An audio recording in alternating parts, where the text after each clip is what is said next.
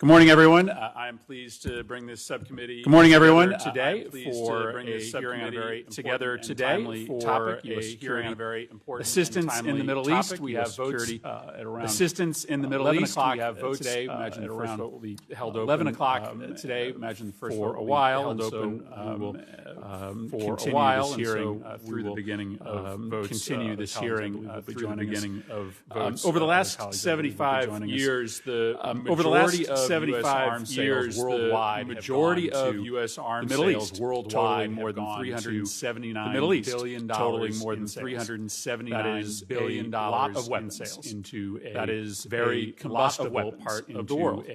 Arms sales and other forms of security systems are and important. Arms sales and other foreign policy tools for the United States and important used to exercise its influence abroad and used to exercise its influence abroad continually and reevaluate whether that tool is actually achieving its desired policy goal is actually achieving its Cold War began as a means to counteract Soviet expansion. Cold War began as a means to counteract Soviet expansion. Supporting authoritarian regimes all over the world. Of supporting authoritarian regimes all over the world to cement these relationships. Relied on arms sales. We also needed access to Middle East oil, and this drove our needed access to Middle East oil, and this drove our security policy there as well. Those nations wanted our oil from the region, but it is not the 1970s any longer. But it is not the Soviets and the Arab nationalists are gone. The Soviets and the Arab nationalists are gone. 29% of its oil. The United States imported 29% of its oil from the Gulf. Today, that number is yet even as the foundations of our interests have changed. Yet even as the foundations of our interests have changed, continues to flow unabated assistance into a region continues to flow unabated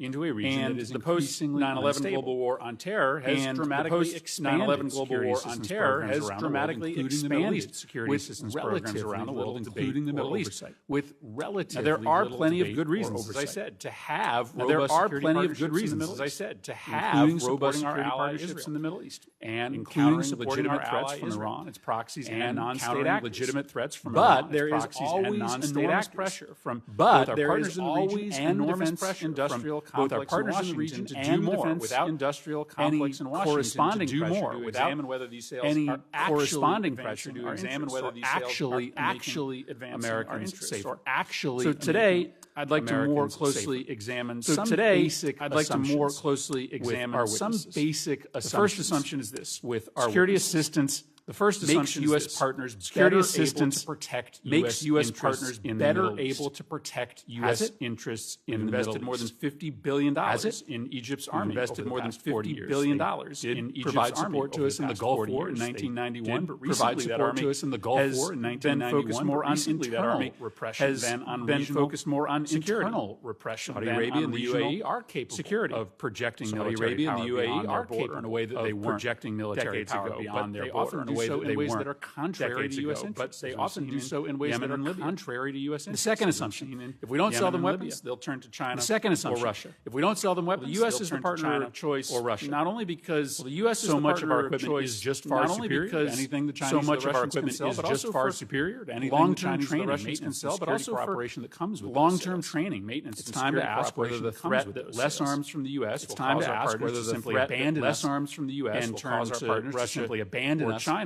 And whether that threat's Russia, or whether it's just China, whether that threat's real, or whether it's just close military relationships. And finally, the third assumption: bring them into close military relationships with these countries, professionalize them. The club incentivizes these nations to become more respectful of international norms. Incentivizes these nations to become more respectful of international norms, like civilian control of the military and respect for human rights. This has not happened. We know. Bahrain is more repressive than it was 10 years ago. The Saudi regime is more repressive on political speech is getting worse. Not better. Egypt has 60,000 speech is getting worse. Not better. Egypt has 60,000. Now, I'm not arguing for a bright line. I never have. Now, I'm not arguing for a bright line. I never have. Relationships in the region. The U.S. should pull out of our security. It can be a really effective tool. Our aid to the Lebanese armed forces has been vital. Aid to the Lebanese armed forces has been vital. UAE special forces are valuable counterterrorism. UAE special forces are valuable counterterrorism. Borders with Syria and Iraq. Aid to Jordan helped ISIS secure the country's borders with Syria and Iraq. When the ISIS some of the resources that we provide to the region today, but some of the resources that we provide mismatched to the region, to our national security. I would argue, mismatched to our national security is what we will talk about today. And hopefully, I would also make the argument that the weight we put on security, I would also make the argument that the weight we put on crowds out our ability to offer other security assistance, crowds out our ability to offer. As I said, I support continued funding for the Lebanese army. As I said, I support continued funding for the Lebanese army. Economic and political crisis. That country is suffering not economic and political crisis, but the bulk of the things that we have to offer Lebanon. But the bulk of the things that we have to offer Lebanon. So again, the purpose of the hearing today is to have an honest conversation. The purpose of the hearing today is to have an honest conversation and a realistic assessment of today's security systems posture and how we need to update our security systems posture to best meet those threats. And with that, let me turn to the ranking member for his opening remarks. Mr. Chairman, for holding this. Well, thank you. First off, I want to thank members of our team for working together to help get this hearing scheduled. Working together to help we've had to battle a moving Senate calendar, and we've had to battle a moving Senate calendar, and of a time of crisis. Too often, this committee only does the hard work of examining the parameters of our security assistance when things go wrong or during moments of congressional executive disagreement. But the chairman and I work together when there have been efforts to circumvent congressional prerogatives in pursuit of an arms sale agenda that was perhaps too permissive.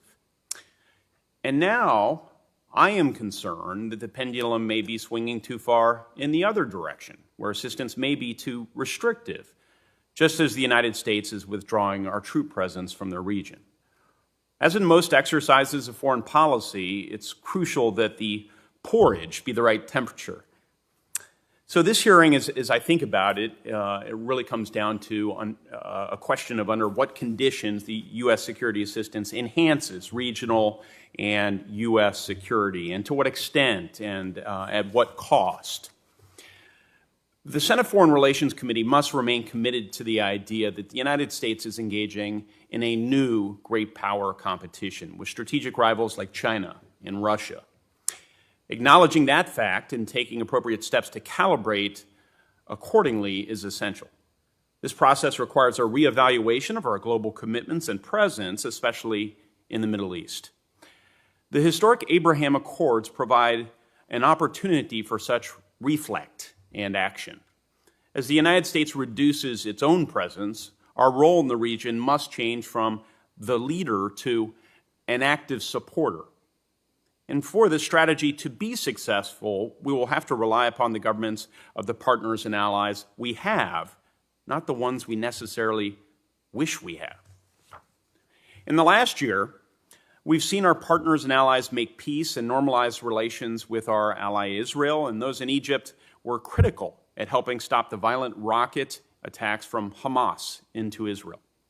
At the same time, we've seen Iran and its proxies, such as Hamas, Hezbollah, the Houthis, and others, rain unguided rockets down on urban centers and attack civilian ships in international waters with sophisticated drones.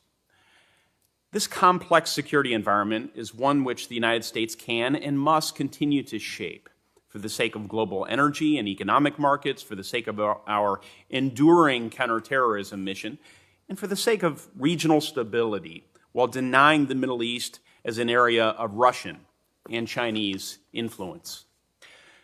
All of this is to say that this committee will not be serving the national security interests of the American people if we act as a roadblock to security assistance and arms sales to the Middle East. Security assistance is a highly imperfect tool, and it carries its own degree of risk. But removing it from the table or conditioning it in a way that creates insurmountable barriers or creating false choices between defensive and offensive systems undermines our ability to exert our influence in the region and provides excuses to those who will seek new sources of security assistance, sources like Russia, China, Turkey, or Iran, which do not possess our values or possess our ability and willingness to influence how arms are used. In today's hearing and going forward, we cannot put all of our regional partners and allies into the same box. We may have a strategic and diplomatic requirement to be ambiguous about some of our relations with allies around the world, but we must be crystal clear with our support for others, such as Israel. So in today's hearing, I'm looking forward to a proactive dialogue, and I hope to hear our witnesses expand upon the Biden administration's policies on the urgent requirements of Israel, how the administration's recent conventional arms transfer policy will affect assistance to the Middle East, how the administration intends to shape the use and provision of emerging and advanced technologies to the region, how the Departments of State and Defense can best work together to ensure America's foreign policy is being conducted holistically and in accordance with all our interests in mind, and the level of importance the administration is placing on support for our partners and allies during this critical moment of rebalancing the United States' presence away from the Middle East. Thank you, Mr. Chairman. Thank you, Senator Young. It's now my privilege to welcome to the subcommittee both Ms. Mira Resnick, the Deputy Assistant Secretary for Regional Affairs in the Bureau of Political Military Affairs at the State Department. Ms. Resnick previously served as the Senior Professional Staff Member covering the Middle East and North Africa for the House Foreign Affairs Committee, and also worked at the State Department's Bureau of Near Eastern Affairs. We also have testifying today Ms. Dana Stroll, the Deputy Assistant Secretary of Defense for the Middle East. Previously, she was a fellow at the Washington Institute and senior professional staff member on the Senate Foreign Relations Committee. I don't know which order you want to do this in, but the floor is yours, to be followed by questions. Good morning, Mr. Chairman, Ranking Member Young, and distinguished members of the subcommittee. It's an honor to appear before you and with Desdi Stroll to discuss U.S. security assistance to the Middle East. I ask that my full statement be placed in the record. Let me start by saying, as Secretary Blinken has repeatedly said, that the State Department is fully committed to partnering with Congress on these issues, and we welcome the opportunity to engage. At a time when strategic competition with the People's Republic of China is our foremost foreign policy challenge, and in an era when so many of the problems we face are global in scope, our engagement in the Middle East is all the more important. Increasingly complex global challenges demand strong partnerships because we cannot act alone. Because we face global problems whose consequences shape security at a regional level, and because America's leadership matters. Our security assistance and arms transfers to the Middle East, as to any part of the world, are a function of our foreign policy, which is why Congress has placed these authorities with the Department of State. Through security cooperation, we seek to disrupt al-Qaeda and related terrorist networks and prevent an ISIS resurgence, address humanitarian crises, and redouble our efforts to resolve the complex armed conflicts that threaten regional stability, including deterring Iranian aggression and supporting our partners and allies' territorial defense. The United States continues to maintain our ironclad commitment to Israel's security, helping to maintain its qualitative military edge in the region consistent with U.S. legal requirements and policy. Nearby, in Jordan, our foreign military financing helps increase cooperation on border and maritime security, cybersecurity, and counterterrorism, allowing Jordan to contribute to U.S. operations that advance regional security. We're recalibrating our relationship with Saudi Arabia, aligning it with the administration's approach to security assistance. The president has made clear that our interests cannot be separated from our values. At the same time, we remain committed to helping the kingdom defend itself from continuing cross-border attacks from the Houthis in Yemen, supported by Iran. From day one, this administration has worked to end the conflict in Yemen, and the first step we took toward doing so was to suspend 2 munition sales that the previous administration had notified to Congress. Those sales remain suspended under a policy of ending U.S. support to offensive operations of the Saudi-led coalition in Yemen. The Biden-Harris administration is also committed to security cooperation with the UAE, including through the transfers of some of our most important technology.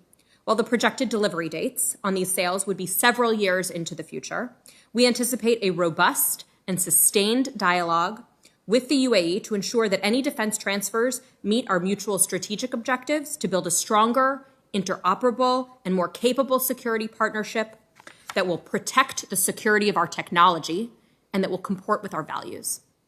Just as our assistance can contribute to the national stability of partners, it can also, if not properly managed, imperil human security.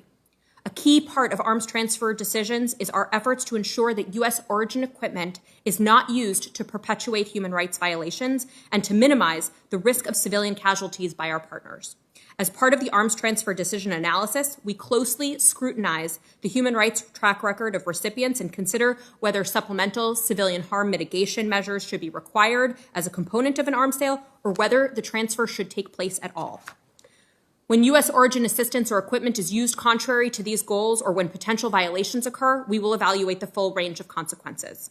For example, I believe decisions about our support to Egypt's security must be informed, framed, and bound by our values. We have deep concerns regarding human rights violations in Egypt, and we will continue to raise these concerns with Egyptian officials at the senior-most levels as we work with Egypt to improve their ability to advance shared security interests, including counterterrorism and border and maritime security.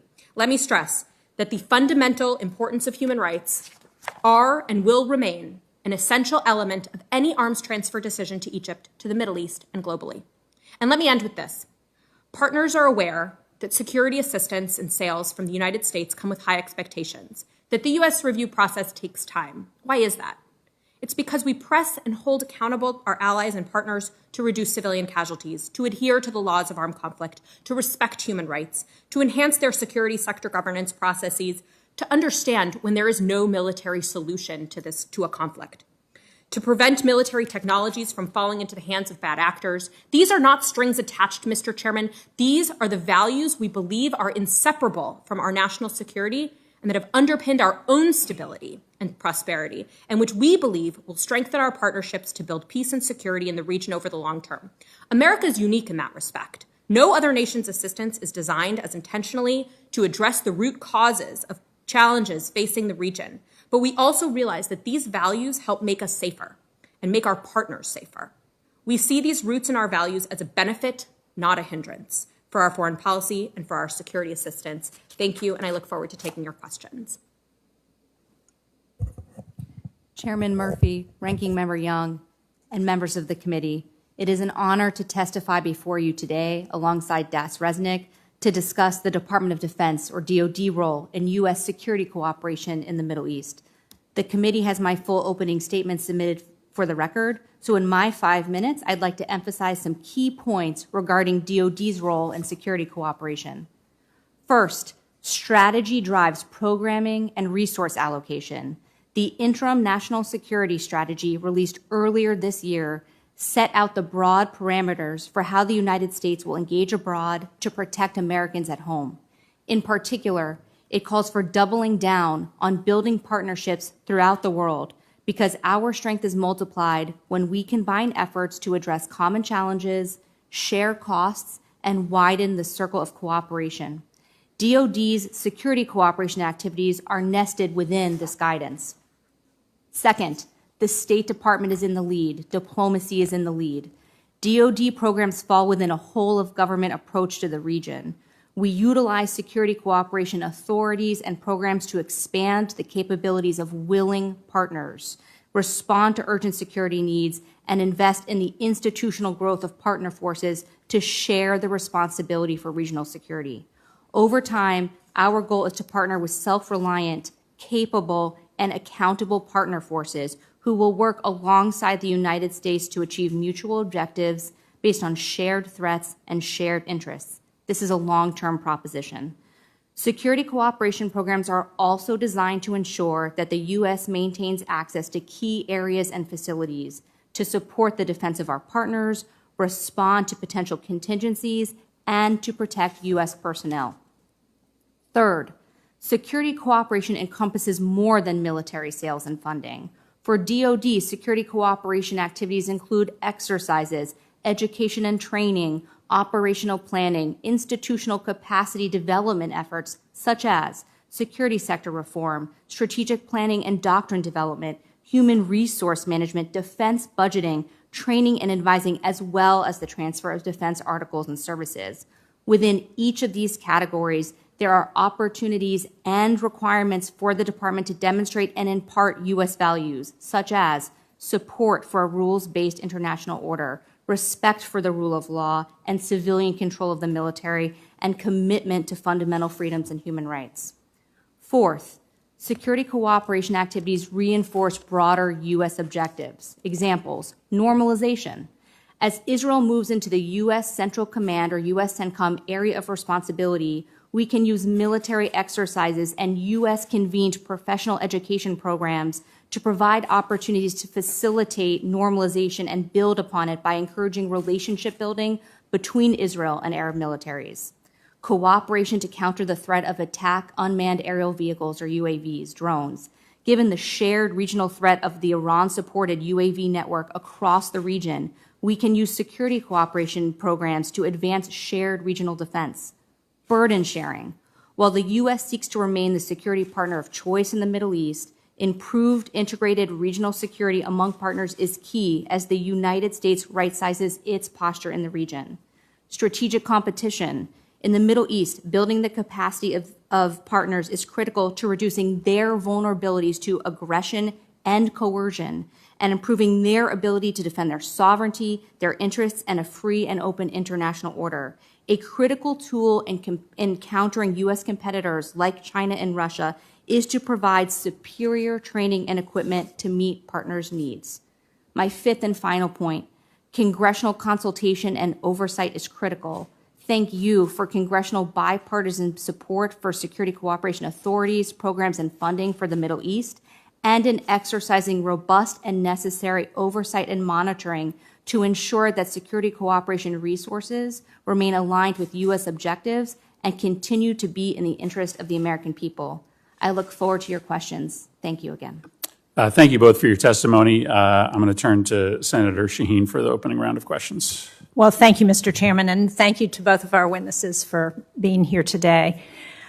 There are those who argue that with the threat from great power competition, that we ought to be reducing our interests in the Middle East and Afghanistan. There are those that argue that one reason to withdraw troops from Afghanistan was so we could better focus on the threat from China and Russia and the future great power competition and refocus on Asia. Can you address this a little bit in your opening statement, Ms. Resnick, but can you make the case for why it's important for us to continue to be engaged in the Middle East and that security cooperation is one of the important aspects of that? Thank you for your question, Senator.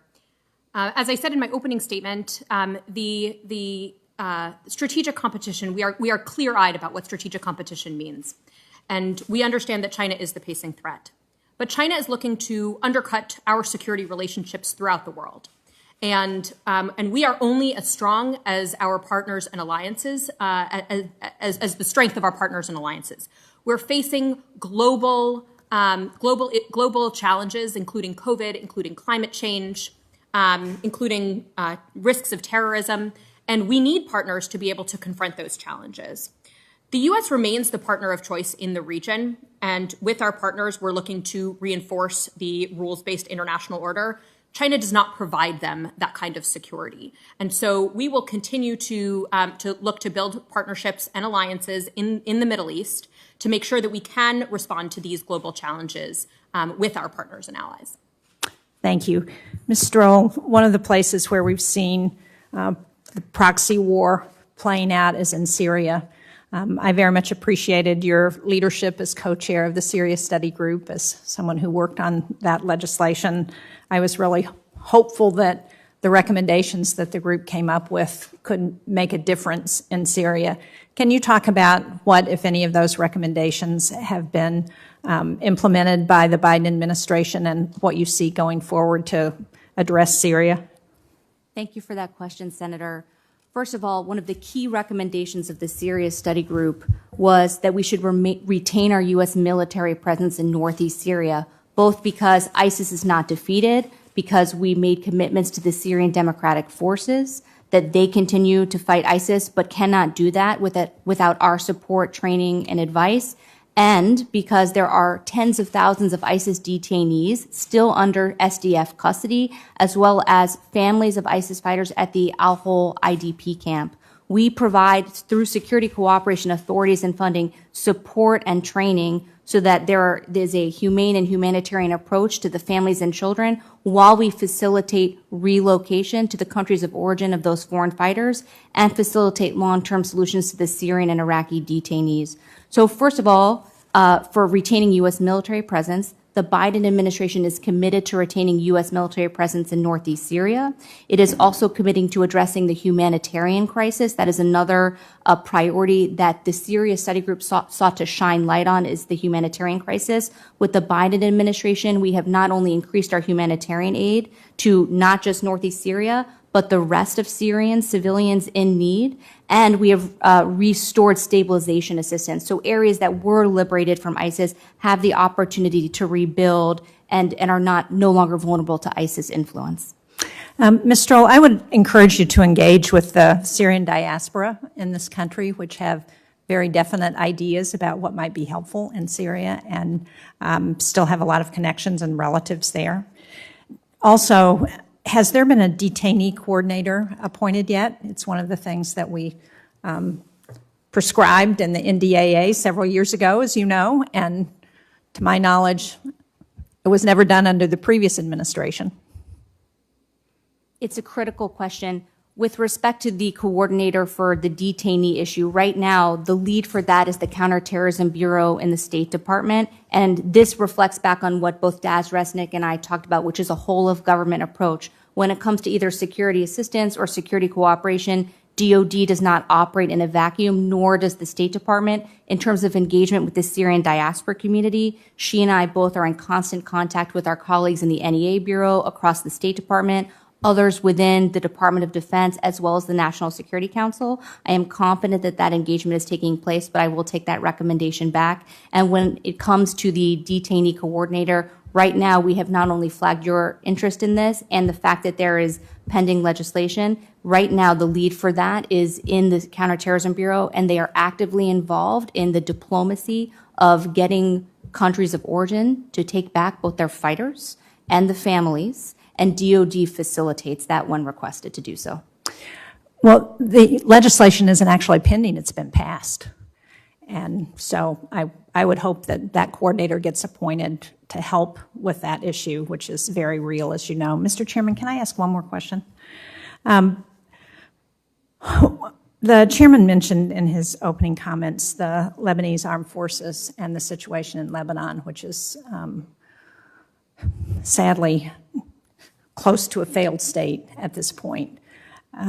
But one of the things that we know we need to do is continue to support the Lebanese armed forces. I was very distressed recently to hear from someone in the Middle East that, in fact, they're having trouble getting food in the LAF that they need given the current crisis. So can you talk about why it's important for us to continue to support them, even though I would agree with the chairman that security may not be their number one challenge at this point, but certainly making sure that the institution of the LAF remains strong is really critical for the future of the country.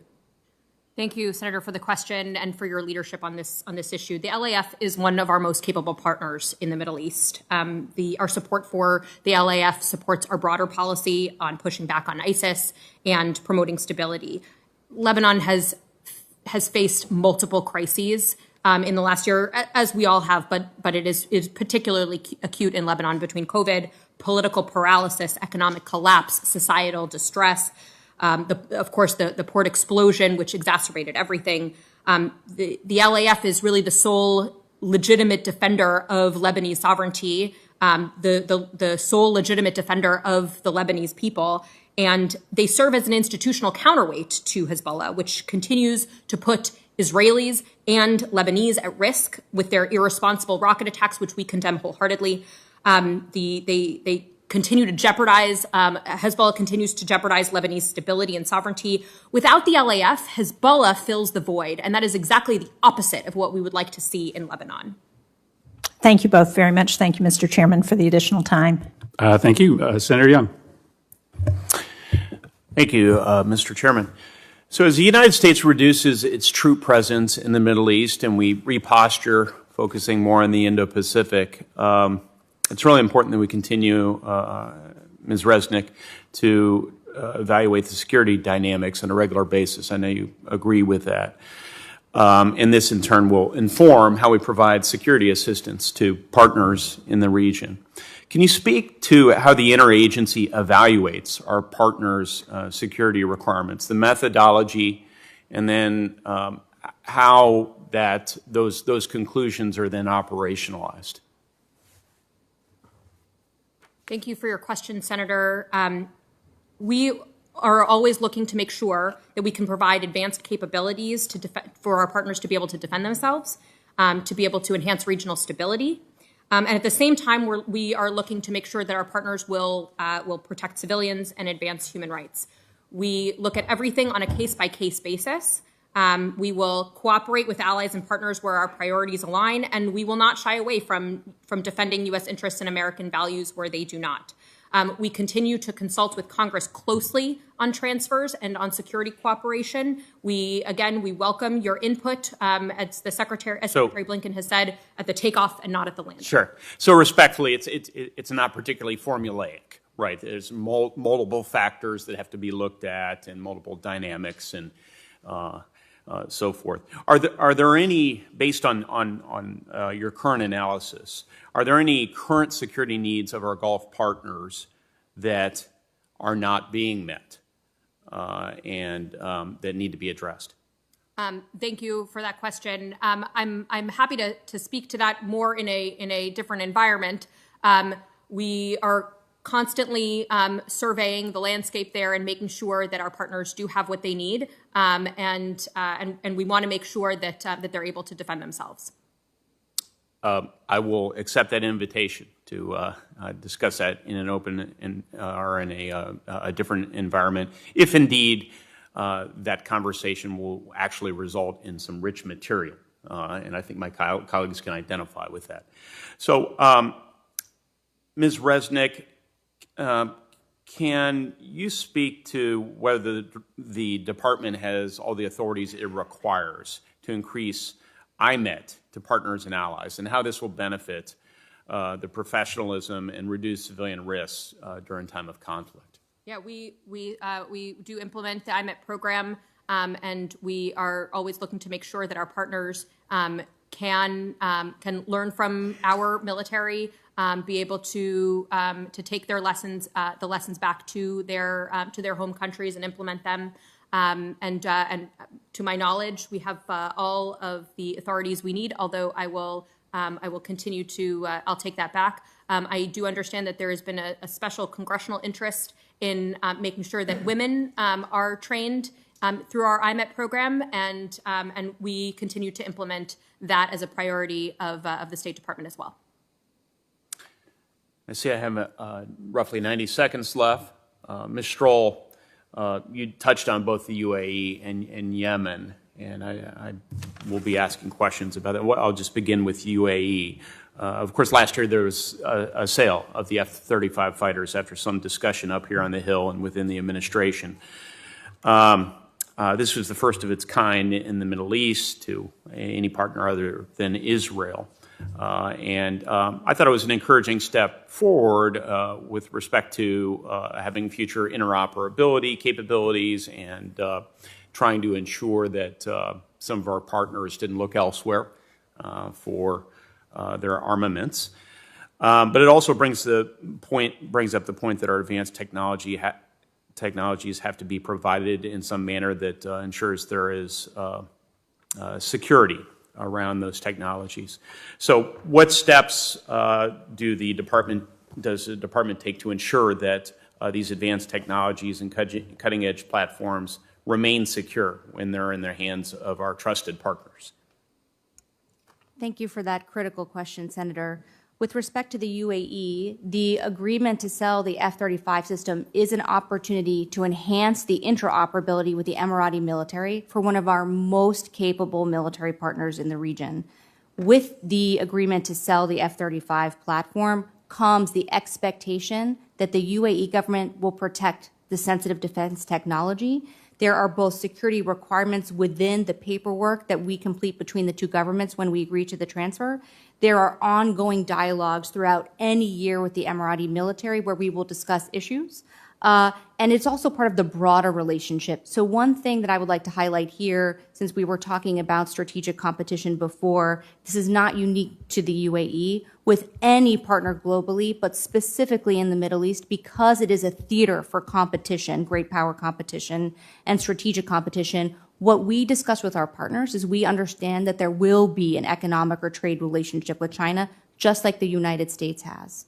But there are certain categories of activities or engagement that our partners may be considering with China that if they do will pose a risk to U.S. defense technology, other kinds of technology, and ultimately force protection. Force protection is the highest priority of the entire U.S. government. So we have an ongoing consultation. It is not specific to the F-35, but that is certainly part of it. And if I may take the opportunity just to speak about IMET.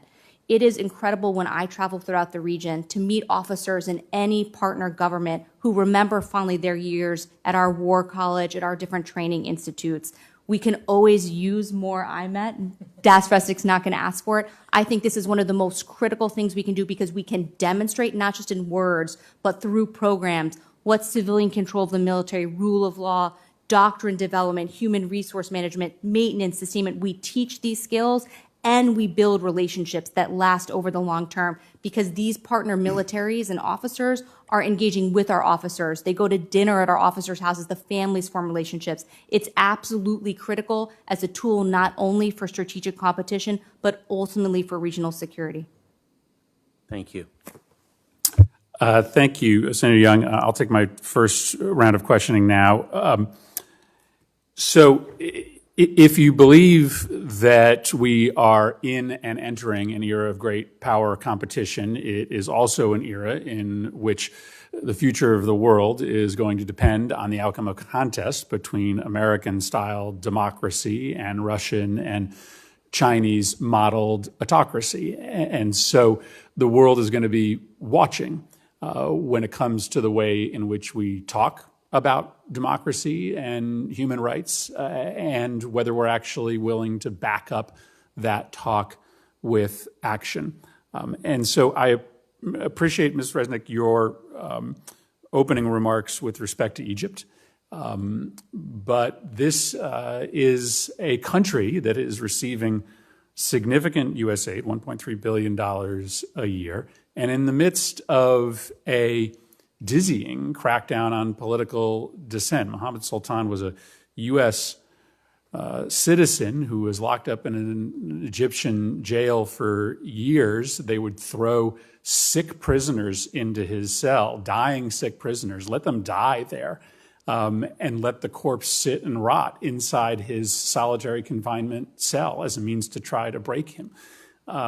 That's the kind of behavior that we empower when we continue to send $1.3 billion to that regime. Not to say that there aren't legitimate reasons why we should align ourselves from a security perspective with Egypt, but isn't there a risk at some point that if there's no consequence for a country like Egypt to continuing this crackdown on political dissent and speech, that it compromises our ability to lead the world when it comes to the advancement of democracy and human rights? I heard what you said in your opening remarks, but what do you have to say about the worry that ultimately our talk on human rights doesn't match up to our actions? Thank you for this very important question, Senator. We share your concerns about Egypt, about civil society crackdown, about restrictions on expression, on the treatment of American citizens, on the risk of civilian harm during military operations, on recent allegations about what happened in the Sinai. We have raised these issues at the highest level, and we continue to do so. We want them to understand, we want Egyptian officials to understand that this is a priority for the United States. The president himself has underscored the importance of a constructive dialogue on human rights with the government of Egypt, and we will continue to pursue this, even as we pursue shared security goals on maritime security, on border security, on counterterrorism. We understand that Egypt remains an important security partner, as evidenced by their leadership in achieving the ceasefire in Gaza. Their leadership and their partnership remains critical today, but we will continue to raise human rights at the highest levels to make sure that the Egyptian government understands that this is a priority. My opening comments were designed to sort of provoke this conversation about whether our assumptions about the reasons for our aid are matched to current realities. And either one of you can take this question, but let me ask that question relative to Egypt. Is our aid necessary today in order to continue to prompt Egypt to achieve a détente with Israel, or is it now in their own security interest? Do they get something out of that relationship on its own, independent of our security assistance? Are they going to cut off our access to the canal if we withdraw a portion of our security assistance? Isn't there a case to be made that some of the things we used to purchase with aid to Egypt will do without that aid, or without the exact amount of aid that we provide today? Haven't circumstances changed since we began this $1.3 billion relationship in 1987? I'll take the question first, give Das Resnick a break. So the bottom line for President Biden is that he values the relationship with Egypt. He believes they are an important security partner. He discussed in his phone call with President Sisi in May the U.S. intent for a constructive dialogue on human rights, but we also believe and support that Egypt has legitimate security concerns and believe that security assistance to Egypt is a critical tool in supporting those needs, whether it's border security, maritime security. We did see early in the administration when the Evergreen was stuck in the Suez, international maritime traffic, both commercial and military, was stuck. Egypt matters, both for Suez transit, for U.S. military overflight, cooperation with Egypt for Red Sea security, maritime security. The current view of the administration is that Egypt is playing a constructive role when it comes to border security, Libya, GERD, obviously the conflict in Gaza, et cetera. In terms of the FMF, it remains an important tool for us to work with Egypt in making sure that they have U.S. origin defense articles oriented towards what we assess to be shared security threats, whether it's counterterrorism, maritime security, border security. And I would note here that Egypt is interested in continuing this relationship with us. They recently agreed to upgrade their Apache helicopter fleet by using blended financing, not just U.S. security assistance, but also Egyptian national funds. This is an indicator that for us, and they believe this as well after extensive negotiations between the two governments, that they are interested in putting their resources to bear, not just U.S. forces, as they upgrade their U.S. defense articles.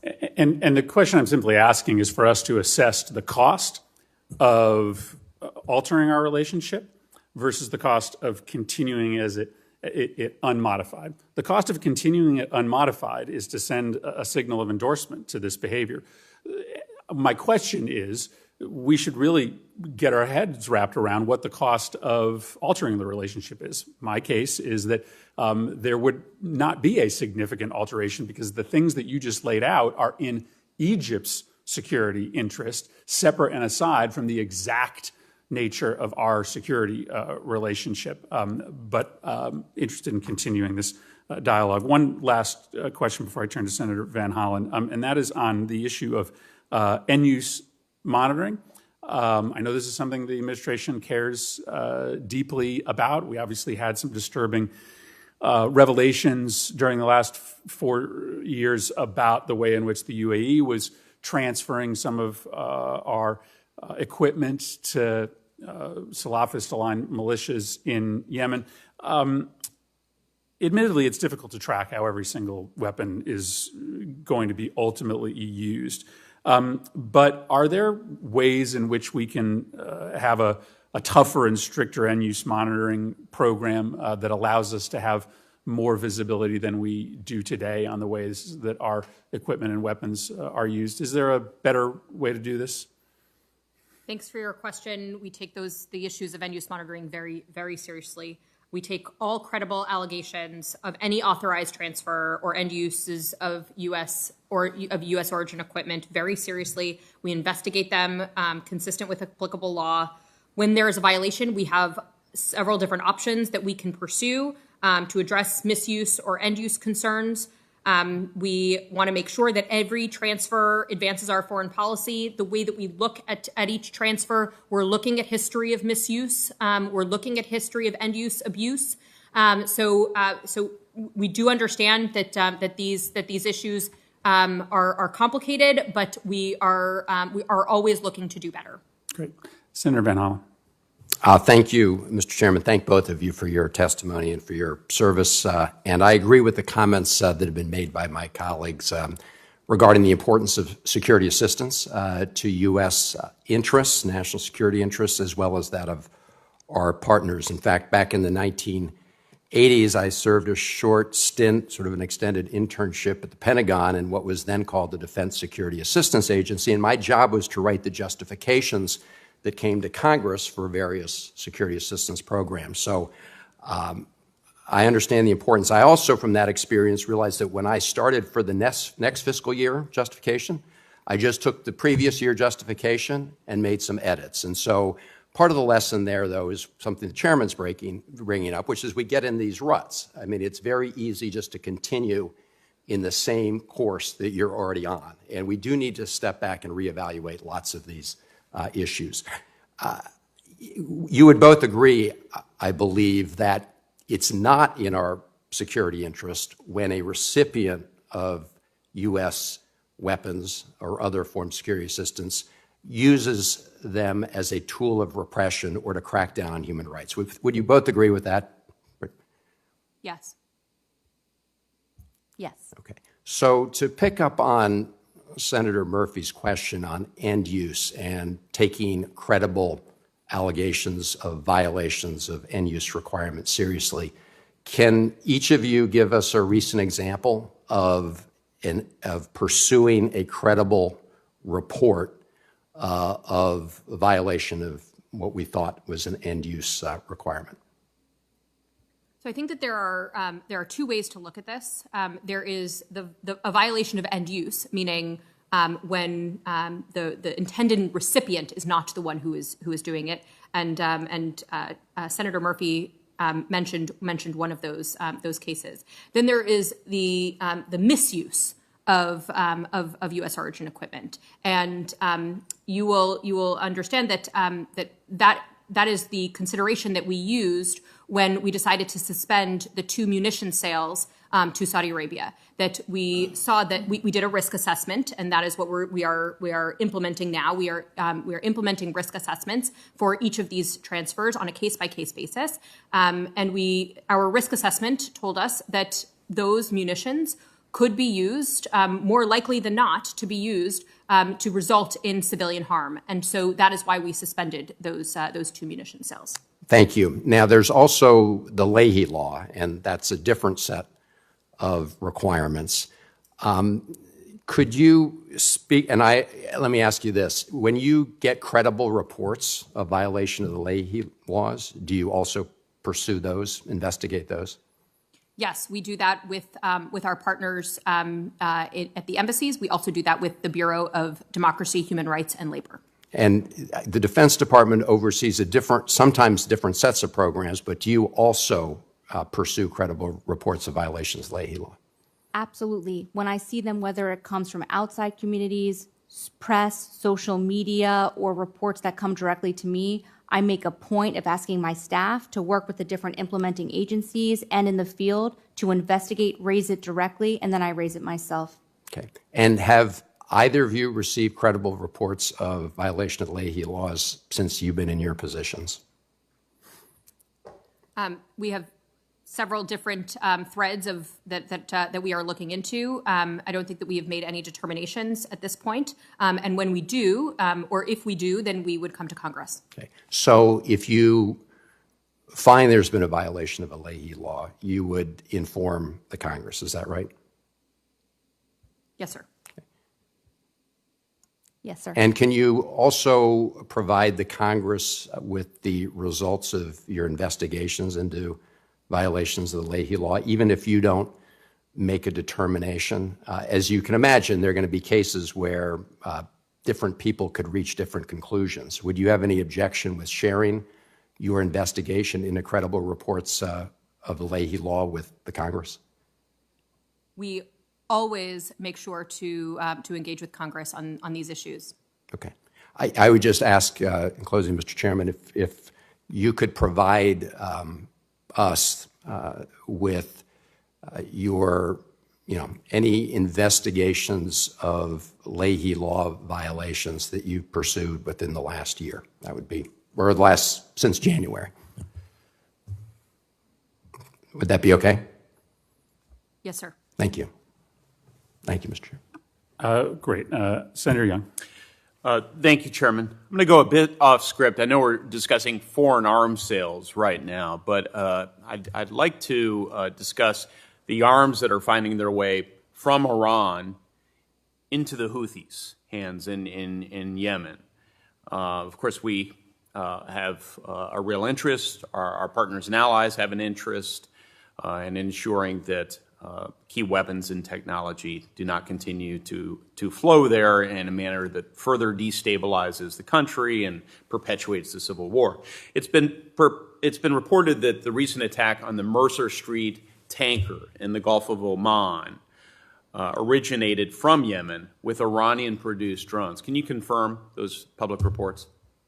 Thank you very much for that question, Senator. Yes, I can confirm the reports, and a few comments if you would allow me to. First of all, last Friday, U.S. Central Command released its assessment based on the exploitation of the wreckage and what we were able to recover from the Mercer Street. And what U.S. Central Command did in cooperation with the Office of the Secretary of Defense, the Joint Staff, and NAVCENT is look at the different components that we recovered, compare them to other known Iranian-supported UAVs that we have exploited, and were able to match and see similarities, which is why CENTCOM was able to conclude and put out its press release that, yes, this was an Iran-backed one-way drone attack on the Mercer Street. And secondly, in addition to that DOD's investigation, there was also a multilateral G7 statement where we worked diplomacy first to work with the members of the G7 to put out a statement condemning Iran for the one-way attack UAV on the Mercer Street.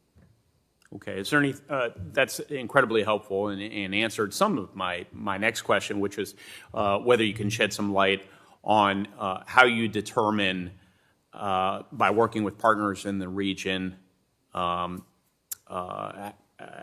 you might interdict the trafficking of arms out of Iran into the hands of the Houthis or other militant groups. Absolutely. You've seen the administration do some of this. A good example is a few months ago, there was the interdiction of the Monterey ship, which also was carrying a lot of weapons, which we assessed were Iranian supplied for the Houthis. We have seen, let me take a step back. What we see across the region is Iranian arming, training, and funding of terrorist groups, non-state actors, and militias across the region, all of which aim to undermine the governments and the partners that we want to work with, terrorize civilians, and prevent them from achieving stability.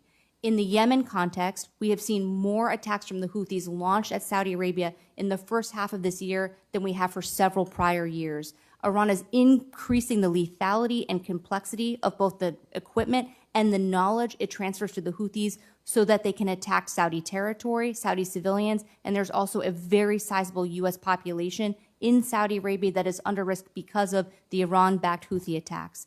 U.S. forces are experiencing the Iran-backed UAV network and the force protection issues we are experiencing in Iraq, and even Israel has publicly spoken about the drones from Iran that it has downed in defense of its own territory. This is a regional-wide threat. All of our partners are concerned about it, and this is actually where security cooperation programs can be very effective. Thank you. I look forward to continued vigilance on that front, and I get the sense that that's a real point of emphasis, so that's great. During the recent attacks from Hamas, Israel used the Iron Dome rocket defense system to defend itself and save countless lives from indiscriminate rocket fire. President Biden has committed to resupplying Israel with the Iron Dome interceptors that were expended over the course of that fighting. Despite the legitimate security needs, more than a dozen Democratic members of Congress sought to block such a resupply and even introduced a resolution in both chambers to do so, to block this resupply. This resupply is crucial. So, Ms. Stroll, what's the status of the administration's efforts to fulfill the president's commitment and assist Israel's resupply of the Iron Dome? Thank you so much for that question. President Biden was clear in his statement of support for replenishing the Iron Dome defense system. Secretary Austin, also in testimony before the Senate Armed Services Committee, affirmed his support for replenishing and expanding the Iron Dome defense system. We agree with your assessment that it was notably effective in responding to the attacks from Gaza. I'm sorry, my time's over. What's the status of it?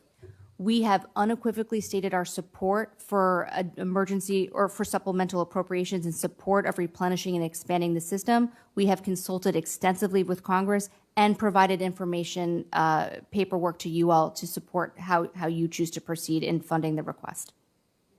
So you need a supplemental emergency appropriations. That's the only route to achieve that objective. Is that accurate? Yes, the missile defense funding that we provide to Israel, $500 million a year in an MOU. What Israel assesses it needs is beyond that $500 million a year. We support their request for supplemental appropriations and have provided information to Congress in support of that request. Thank you.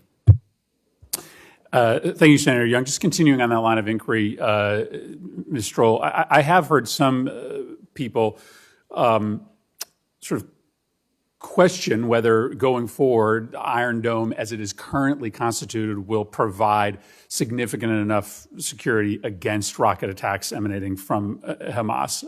Understanding it is still an incredibly effective system, are we also in dialogue with the Israelis as to enhancements or as to other protective measures that we can engage in with them to protect them from future attacks? Thank you for that question. Yes, we are. We are in constant and consistent dialogue with the Israelis on a variety of issues related to their security needs, including the Iron Dome defense system. Their assessment and our assessment is that it was exceptionally effective in protecting Israeli civilians during Operation Guardian of the Walls. They are seeking this supplemental funding because they support and believe that it saves lives. We also have a variety of other missile defense programs, as well as other programs to support Israel's security needs. Let me turn to the question of China, because I do want to make sure we right-size China's ambitions in the region. There's no doubt China has an intent to grow their security partnerships in the region. But I also think that they benefit from a world in which the United States has the primary security obligation for a region that right now is much more essential to the delivery of oil to China than to the United States. And so I'd love for one of you to talk a little bit more about what China's real interests in the region are, whether they are actually willing to sort of take over from the United States as the primary security guarantor for especially Gulf nations that export oil to the world, or whether they are sort of looking to use their security assistance as a means to grow political partnerships with countries there, well, frankly, hoping to maintain a U.S. security umbrella under which they live and benefit. Thank you for that question. It truly is the question of the day. China has shown no interest in, nor a capability to contribute to regional security and stability, and we ask our partners to consider that. We know that China and our Middle Eastern partners will have a commercial relationship. We have a commercial relationship with China. The Secretary Blinken has said our relationship with China will be competitive when it should be, collaborative when it can be, and adversarial when it must be. The common denominator here is that we need to engage China from a position of strength.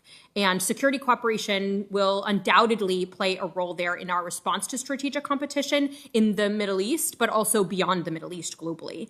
It requires us to work with allies and partners, not denigrate them, because our combined weight is much harder for China to ignore.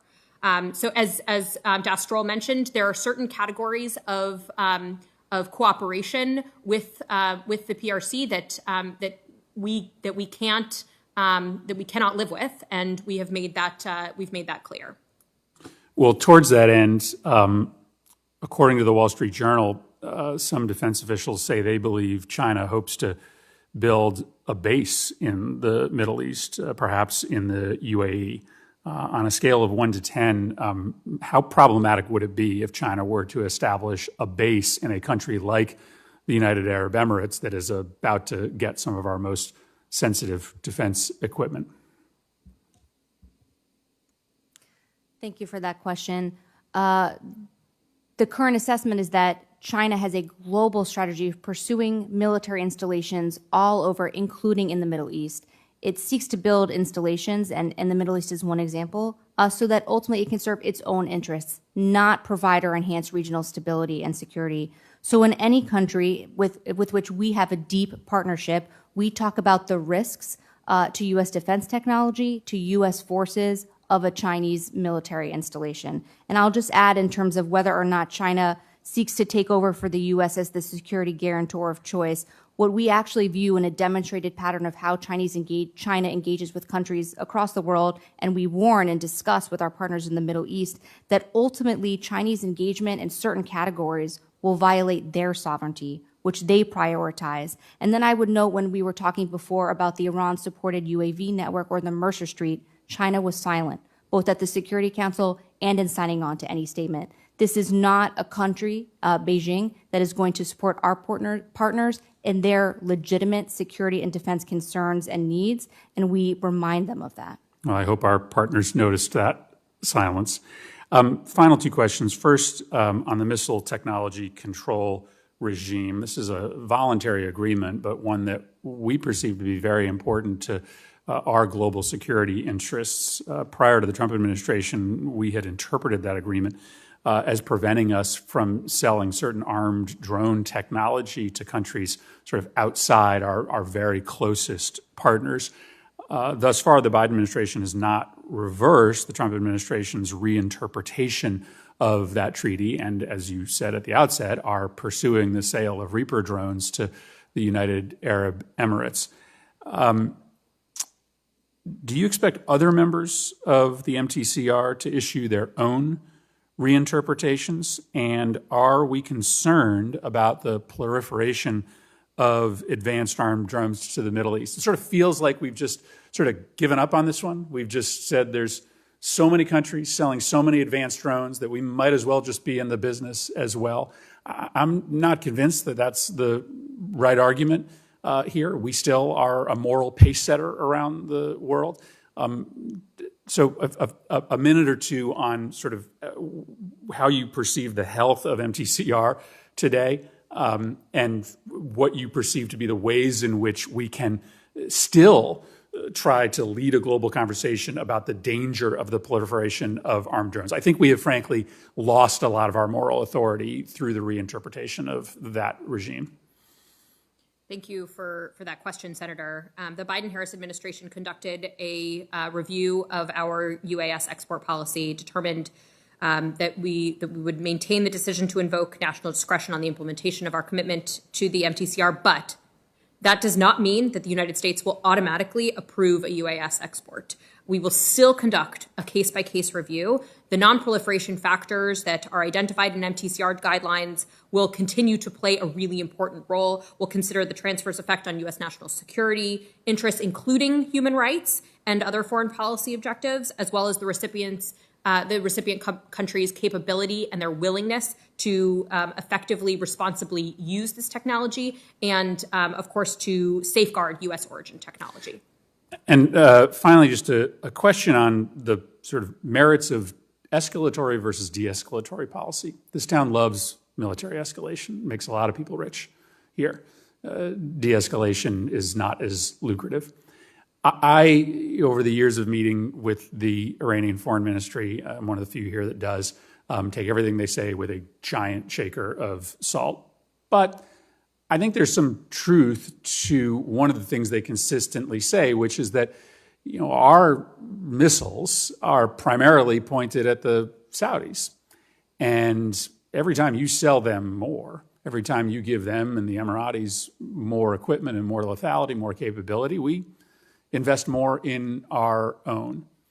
what's our sort of overall thinking about if our interest is in ultimately getting the Iranians to give up their ballistic missile program, how do we defend a continued buildup of arms on the other side of that contest for regional hegemony? What's our sort of current thinking on the benefits of arms escalation versus arms de-escalation?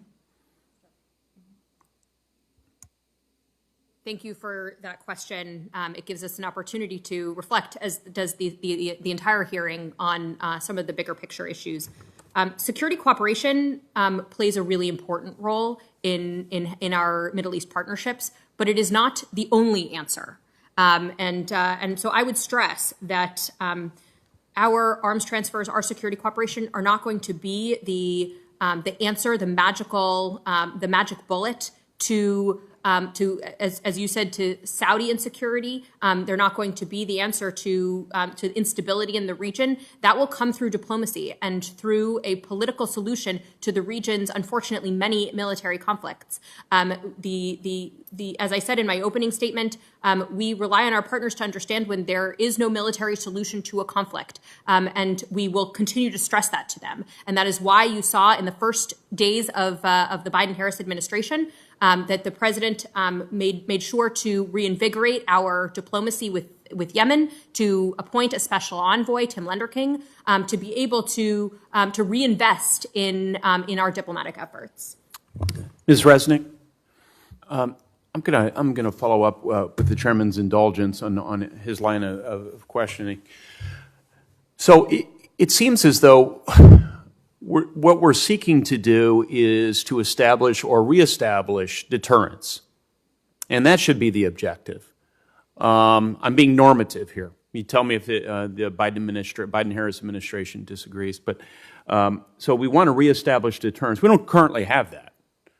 We have these Iranian proxies throughout the Middle East. We have the enrichment of uranium. We have the bombing of tankers in the Gulf of Oman through functionaries that have provided weaponry to these proxies. So all manner of development of sophisticated missiles. So we need to reestablish deterrence, and foreign arms sales can be one tool that assists in that overall endeavor. We're not seeking overmatch. That could indeed be provocative and I think catalyze the Iranians to seek deterrence on their own part. So what say you about my line of analysis? Of course, and that is why I opened with my answer saying that security cooperation plays a critical role. It's just not. It's not the only answer to our relationships in the Middle East. If I may, Senator, I would respond also that the U.S. military does have conventional overmatch vis-a-vis Iran, which is why you see Iran investing in other kinds of capabilities, not its conventional military capabilities. This is why we have seen, or we can why you see Iran investing in support for regional terrorism networks, one-way attack UAVs, and its ballistic missile program, because it views those as its way to threaten the United States and our partners because of that convention. So the United States has overmatch. Conventional overmatch. Is it our objective for our partners in the region to have conventional overmatch vis-a-vis Iran?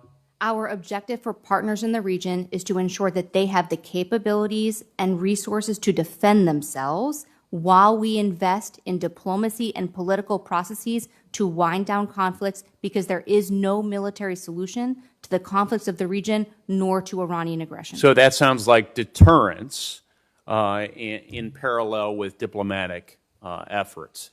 When the Biden administration came into office, it inherited an aggressive Iranian strategy throughout the region in reaction to a maximum pressure campaign that did not bring Iran back to the negotiating table, nor did it tamp down or deter Iranian aggression. Our forces are experiencing that Iranian aggression every day through Iran-backed militias in Iraq. Saudis are experiencing it every day from Iran-backed Houthis, as are other partners who are concerned both about the air defense threat and the proliferation of armed UAVs, which are going to non-state actors across the Middle East. What we are seeking to do while we invest in diplomacy and political processes is respond to our partners' legitimate defense needs. Much of that derives from Iranian fingerprints of terror, training, arming, and funding of groups all over the region, as well as guidance and direction to them to attack U.S. forces and U.S. partners, to sow division and tensions between the U.S. and its partners, while we are working to reassure partners that we will have their back in confronting Iranian aggression. Very good. Thank you.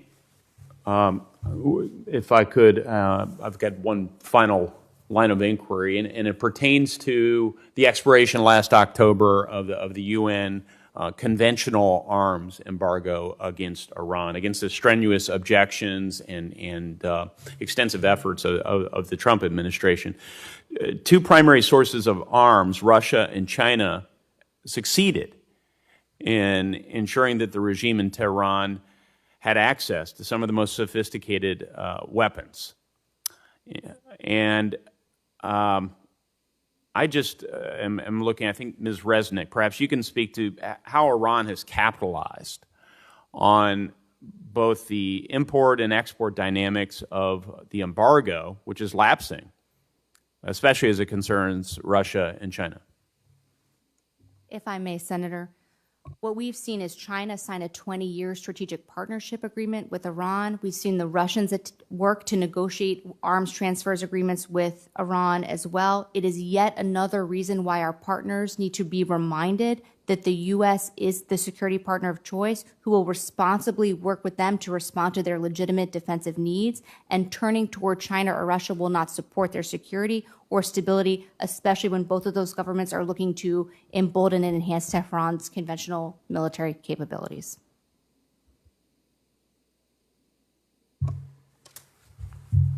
Has the lapsing of the embargo, the winding down of the embargo, help facilitate some of this transfer of arms from Russia and China into Iran? We've certainly seen reinvigorated interest by Beijing and Moscow after the end of the embargo in working on deals for weapons transfers and sales to Tehran. We, of course, have other tools at our disposal in the U.S. government, whether it's sanctions, our alliances and partnerships, our transatlantic partnerships, and our security partnerships in the Middle East, which can reinforce our security and attempt to push back on those weapon sales. But certainly it puts us in a position we're going to have to double down on both our diplomacy, our security partnerships, and explore other tools to make sure that Tehran does not gain conventional military capabilities, especially when it is outside of the JCPOA, making advances on its nuclear program and ramping up its regional aggression. So it sounds like it's really aggravated, the situation. And would I be right to infer that it's also this receipt of conventional arms from Russia and China in Iran has aggravated the situation with respect to the vast network of Iranian proxies as they continue to provide conventional arms to these Iranian proxies?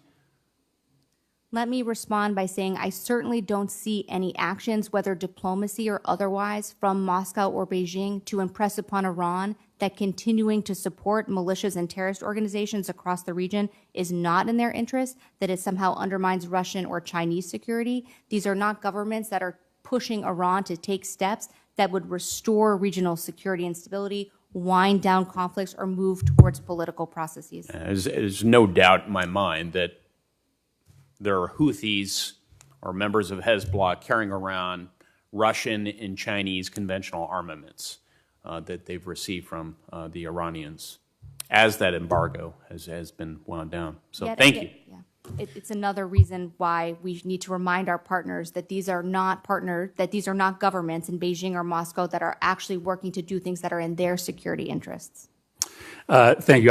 One final question that occurs to me just to sort of cap off the dialogue we were having and that Senator Young continued on the effect of escalation and de-escalation on deterrence. The JCPOA did not, nor was intended to solve all of our outstanding issues with Iran, but as a mechanism to discuss and promote the ways that you can affect Iranian behavior other than through the sale of arms to their competitors. During the time that the JCPOA was in effect, we did not see the level of attacks on U.S. forces in Iraq from Iranian proxies as we have since the JCPOA expired. Is that correct? That is correct. And so the question for this committee is whether that is coincidental or whether having an ability to have a diplomatic conversation with an enemy actually does affect their behavior vis-a-vis our security interests in the region. I want to thank you both for your testimony today.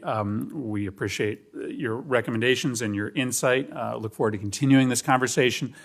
For any members of the committee wishing to submit questions for the record, the hearing is going to remain open until the close of business on Friday, which happens to be Friday the 13th. And with that, this hearing is adjourned.